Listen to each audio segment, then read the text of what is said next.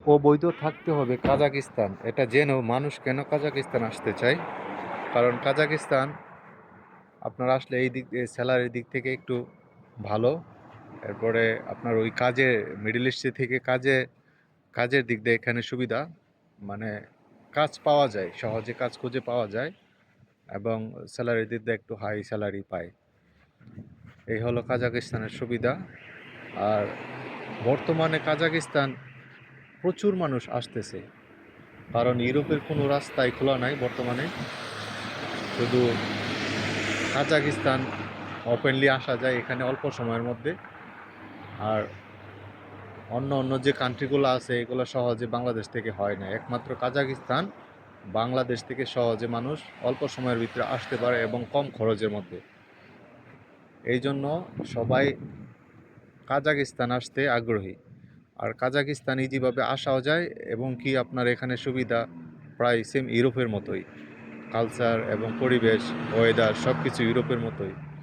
এখানে আসলে আপনারা আসলে কাজের দিকটা তেমন সমস্যা হবে না, কাজ আপনার খুঁজে পাওয়া যাবে সহজে এবং কি আপনার ওই এ,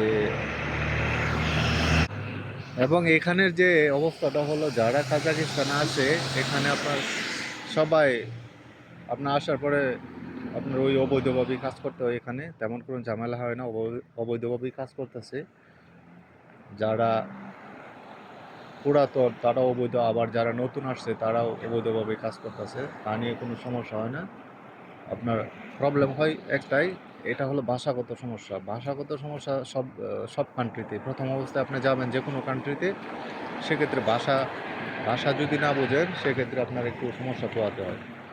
হয়ে গেছে আপনি ভাষা পারলেন, ভাষা বুঝলেন, সেক্ষেত্রে আপনি কাজ, ভালো বেতন, ইজিভাবে ইনকাম করতে পারলেন এখানে। এই হলো এখানকার অবস্থা। আর এখানে আপনার একটা কথা কি, আপনার মানুষের যে আপনার ফ্রেন্ডলি বা আপনার সাথে এখানে বাংলাদেশি মাত্র কিছু সংখ্যক লোক আছে এখন, বর্তমানে প্রচুর লোক আসতেছে, ভবিষ্যতেও মনে হয় কি হয় বলা যায় না, বর্তমানে যে হারে মানুষ আসছে। কারণ কাজাকিস্তান আপনার অল্প সময়ে আসা যায়, সেই জন্য সবাই এদিকে আপনার মুভ করতেছে, হয়তোবা অন্যদিকে যাওয়ার চিন্তা ভাবনা করার জন্য। আসলে এখান থেকে অন্যদিকে যাওয়া যায় না বর্তমানে, ভবিষ্যতে কি হয় সেটা বলা যায় না। বর্তমানে যাওয়া যাচ্ছে না এখান থেকে, যদিও যাওয়া যায় সেটা অনেক রেয়ার লোক এখান থেকে যায়। তো